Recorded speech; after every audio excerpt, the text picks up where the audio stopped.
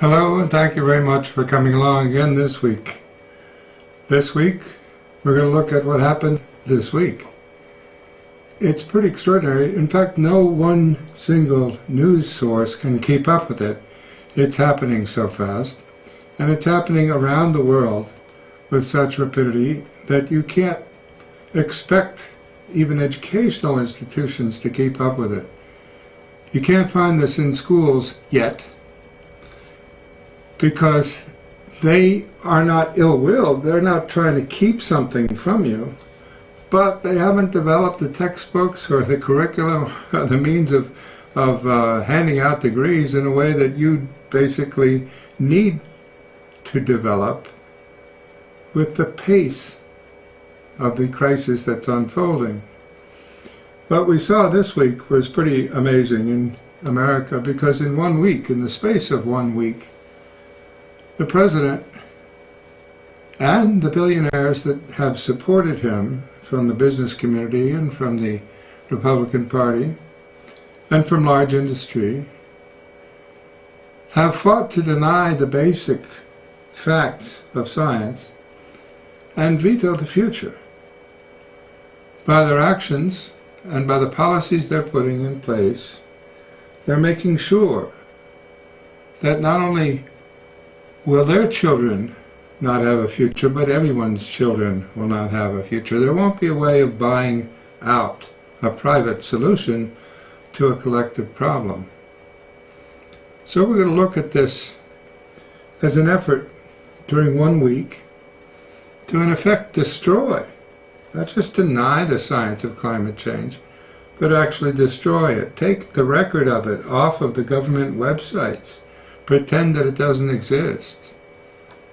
And turn around and veto the possibilities for international, intercommunal, inter-ethnic reconciliation that's going to be needed for human survival.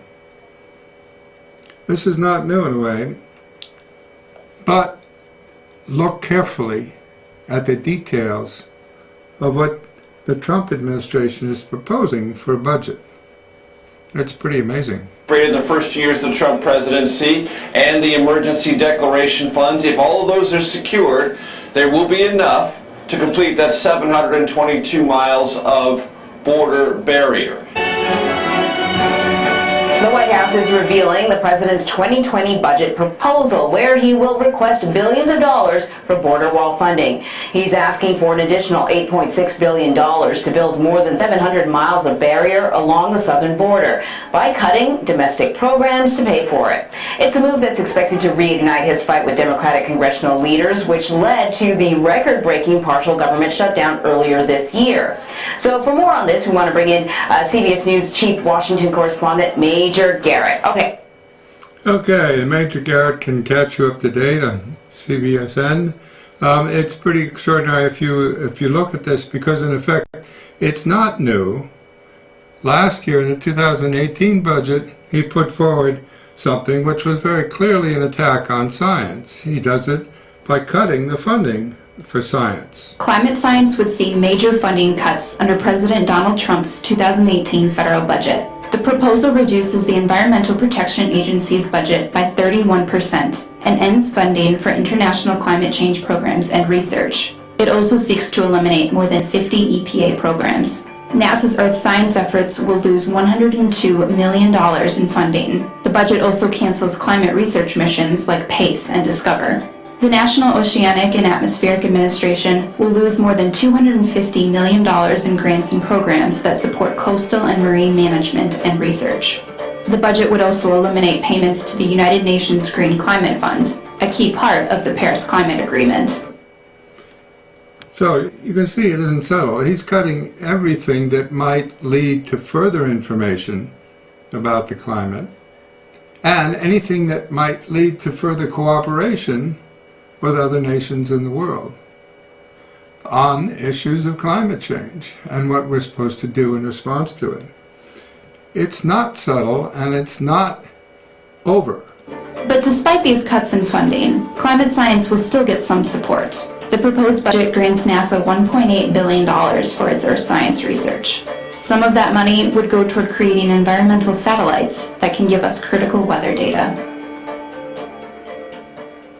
Critical weather data, which when we get, is becoming more and more news about extreme and more extreme weather. But in addition to these straightforward cuts, there's an effort to reshape the government's attitude towards science, taking on what industry wants to hear and wants the administration to enforce. Take a look. Now, big changes at the EPA in the Trump administration. As a candidate, the president vowed to get rid of it in, quote, almost any form. The budget he unveiled yesterday would reduce its budget by a third, more than any other federal agency. What is less known is a series of recent moves that would give industry more of a voice when it comes to shaping its approach to scientific recommendations. That is the focus of our Leading Edge segment tonight. Jeffrey Brown looks at what's afoot. It all has to do with the way the EPA and the government evaluate science underlying many regulations. Earlier this month, the EPA and the Interior Department announced they would review and overhaul who serves on key scientific advisory boards. The EPA move attracted particular notice since its administrator, Scott Pruitt, decided not to renew the contracts for half the members of the so-called Board of Scientific Counselors. Our science correspondent Miles O'Brien is here now to help fill in the picture. So Miles, the Board of Scientific Counselors, what is that? What do they do? Jeff, a formerly obscure board at the EPA made up of 18 scientists, most of them academics, a few of them from industry. Their goal is to get really deep in the weeds with EPA staff researchers and give them some sound advice on research priorities and equipment and techniques that allow them to do their work. They do not get involved in policy, however. What exactly happened last week? Well, 9 of them whose term had come up, their first term had come up, were told they were not being automatically renewed, which has been the practice in the past. It's an unusual move. They were told they could reapply for their jobs, but it is something that has taken that board back for sure. I spoke with the chairperson of the Board of Scientific Counselors, Deborah Swackhammer. She is a professor emerita at the University of Minnesota. She was quite shocked. It is highly unusual for someone to not be reappointed. This is not a political board in any way, shape, or form. And we don't advocate for any kind of regulation or lack of regulation. We're not political. So to say that we are somehow, we would behave differently because we were appointed under President Obama is actually, it's a little insulting. We're scientists. We are not going to be swayed by who's president or who's administrator. I've served under 3 presidents and 4 administrators of EPA in my time on various boards, and it never has influenced how I think about the science that I'm reviewing. So the board stands by its autonomy, its objectivity, and yet this happens, Jeff. Well, so what was the reasoning given by the Trump administration? Well, a spokesperson for the EPA says this: we should have people who understand the impact of regulations on the regulated community. The administrator of the EPA, Scott Pruitt, last month was in Pennsylvania talking to some coal miners, and he was talking about the broader issue of industry input on EPA regulations. Listen to this. As we spend time with industry across this country, recognizing that we have such opportunity with respect to energy independence, that just by spending time, some of those on the environmental left think that we're somehow compromising outcomes with respect to our environment. Well, so Miles, a new administration, as you say, often get to appoint a lot of their own new people. What kind of responses were you hearing about this action? Well, it's a definite shift, and there is something at work here that's been going on for quite some time. I spoke to a former assistant administrator for the EPA during the George W. Bush administration, Jeff Homestead. He's now an attorney in private practice. And it is his contention, and this is widely held in conservative circles, that simply stating a conflict of interest is enough to eliminate it. Listen to what he has to say. Well, you can see they're hedging around it. They're trying to handpick the scientists that are now deliberating to give them advice as science counselors. So, industry is replacing the scientists upon whom the government calls for advice with a group of hand-picked industry individuals. This is not just at the EPA. In fact, the latest budget, 2019 budget, put forward also slashes sustainable agriculture. Now think about that for a moment. There's a huge problem here. Because what's the alternative to sustainable agriculture? Unsustainable agriculture. That's very dangerous. Why? Because there's no such thing as a post-agricultural society. You don't want unsustainable agriculture because that means, guess what? An unsustainable society. If we cannot make it sustainable, we will not be sustainable. We can't survive a post-agricultural society. It's pretty simple. When you understand it, we'll collapse. Without sustainable agriculture, we won't be sustained, and we're off the historical stage. We're done with. We're gone. If our agriculture is not sustainable, well, he's cutting the budget. And who's looking at it? Well, it's the Natural Resources Defense Council. It's not the group of farmers who are making money off of the scarcities of things. It's the ecologists and the environmentalists who are pointing to the fact that we have to have sustainable agriculture. Well, we've had several other kinds of challenges, even from the Republican-led senators, who are opposing Trump's blind wall über alles policy. You've probably heard about it this week. Take a look. In a stunning rebuke to the White House, the Senate Thursday voted 59 to 41 on a resolution reversing President Trump's declaration of a national emergency on the U.S.-Mexico border. Trump declared an emergency February 15th in order to raid federal funds to pay for a border wall after Congress refused his request for nearly $6 billion. A dozen Republicans crossed the aisle to vote in favor of the measure, which had already been approved by House lawmakers Tuesday. Ahead of the vote, Trump tweeted, quote, "A vote for today's resolution by Republican senators is a vote for Nancy Pelosi, crime, and the open border Democrats." This is Republican Susan Collins of Maine. It is a solemn occasion involving whether or not this body will stand up for its institutional prerogatives and will support the separation of powers enshrined in our Constitution. After the Senate voted to nullify his national emergency, Trump tweeted a one-word response: veto. Congress does not appear to have the two-thirds majority needed to override a presidential veto, at least at this point, meaning the issue is likely to be decided by federal courts. He's holding a veto ceremony today at the White House. A veto ceremony, a veto victory. His first veto, it's against a bipartisan law passed by both the Senate and the House. Meanwhile, what's he doing? Well, take a look at what his Interior Secretary is pointing out. The Trump administration is preparing to open vast areas of the Atlantic Ocean to oil and gas development, and a top Interior Department official is praising President Trump's ability to distract the media for allowing the project to succeed.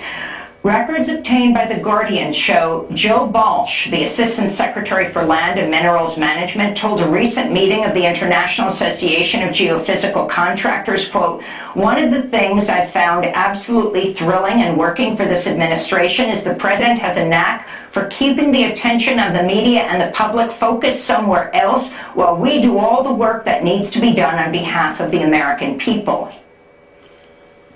Okay. Keep the attention focused somewhere, a big distraction. Talk about a border wall, something like that. Meanwhile, what do? They're selling leases to East Coast marine ways and marine access points to start drilling. Right off of Massachusetts, New York, right up and down Virginia, right outside of Washington, up to 200 miles out. It's pretty staggering. In fact, so much so that this passed without much public comment. He said the Trump administration's Atlantic Ocean drilling plan would permit oil and gas leases in federally controlled coastal waters up to 200 nautical miles from the shore. Okay, big distraction. Meanwhile, what's happening in New York City? Well, they're about to spend $500 million trying to protect it from the impact of climate change. New York City will invest $500 million to protect Manhattan from sea level rise due to climate change. Mayor Bill de Blasio announced the plan Thursday, which would allocate funds to 4 projects aimed at protecting Manhattan's southern tip, home to Wall Street and the city's financial district. The funding is a small fraction of the $10 billion Mayor de Blasio says is needed to keep flooding from storm surges and rising seas at bay in coming year. A small fraction of what's needed, billions of dollars, but they're spending the first $1.5 billion on it. Meanwhile, school children got out on the street on the Ides of March, the 15th. Take a look. Thousands of school children are leaving classrooms in over 100 countries around the world today in a school strike for climate, demanding immediate, urgent action to curb global warming. In the U.S., students organized some 400 protests in all 50 states. This is 13-year-old activist Alexandria Weiskel, who helped organize today's walkouts in New York City. Civil disobedience is called for because there hasn't been enough action in the climate conversation. World leaders aren't enacting the right policies and laws that need to happen to keep us below 1.5 degrees.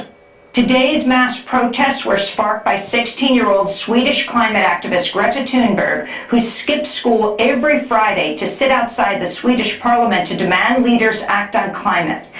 This week, 3 Norwegian lawmakers nominated Thunberg for the Nobel Peace Prize. There she is. Swedish climate activist Greta Thunberg nominated for the Nobel Prize. Meanwhile, she makes her statement crystal clear to the European Union leaders. Tens of thousands of children are school striking for the climate on the streets of Brussels. Hundreds of thousands are doing the same all over the world. We are school striking because we have done our homework. And some of us are here today. People always tell us that they are so hopeful. They are hopeful that the young people are going to save the world. But we are not. There is simply not enough time to wait for us to grow up and become the ones in charge. Because by the year 2020, we need to have bended the emissions curve steep downwards. That is next year. We know that most politicians don't want to talk to us. Good. We don't want to talk to them either.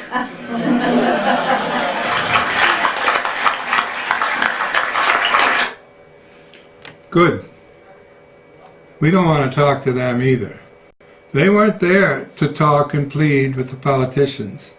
They were there to announce something and to demand that the politicians do something. She goes on and makes that clear. We want them to talk to the scientists instead. Listen to them. Because we are just repeating what they are saying and have been saying for decades. We want you to follow the Paris Agreement and the IPCC report. We don't have any other manifests or demands. Just unite behind the science. That is our demand. When many politicians talk about the school strike for the climate, they talk about almost anything except from the climate crisis. Many people are trying to make the school strikes a question of whether we are promoting truancy or whether we should go back to school or not. They make up all sorts of conspiracies and call us puppets who cannot think for ourselves. They are desperately trying to remove the focus from the climate crisis and change the subject. They don't want to talk about it because they know they cannot win this fight. Because they know they haven't done their homework, but we have. Once you have done your homework, you realize that we need new politics. We need new economics where everything is based on a rapidly declining and extremely limited remaining carbon budget. But that is not enough. We need a whole new way of thinking. The political system that you have created is all about competition. You cheat when you can because all that matters is to win, to get power. That must come to an end. We must stop competing with each other. We need to cooperate and work together and to share the resources of the planet in a fair way. We need to start living within the planetary boundaries, focus on equity, and take a few steps back for the sake of all living species. We need to protect the biosphere, the air, the oceans, the soil, the forests. This may sound very naive, but if you have done your homework, then you know that we don't have any other choice. We need to focus every inch of our being on climate change. Because if we fail to do so, then all our achievements and progress have been for nothing. Okay, I'd urge you to listen to the full message on transition studies. It was echoed again down at the UN this last month, and her contribution to the worldwide movement became clear. This week, though, the president and billionaires are out there fighting to deny science and veto the future. It's pretty extraordinary. We couldn't have a more complete contradiction of, in a sense, the extraction economy being pushed by the president and the public having to pick up the tab for just the beginning down payment on protecting themselves from the implications of having extracted, refined, and combusted this terrestrial carbon. We're in real trouble here. And those who are looking at it clearly are making the point again and again, establishing a movement that's now going in 92 countries to boycott schools. Being nominated in the process all this week for a Nobel Prize. Before all the world, the youth challenged the fatal myopia, greed, and childishness of the Trump generation. And it's very clear that the lawmakers and the laws of nature are on a collision course. The question remains simply, can the human community survive its public leadership in the 21st century? Various groups are calling together conferences and the like to talk about these things in symposium, like this one at Oxford and various other symposia around the world. The world has been told very clearly we need to make near revolutionary change to avoid imminent climate disaster. Is there hope? Well, not in our current leadership, that's clear. There's been a collapse of public leadership, and the rise, though, on the other hand, of a citizen science alliance for climate survival. That's where the hope now resides.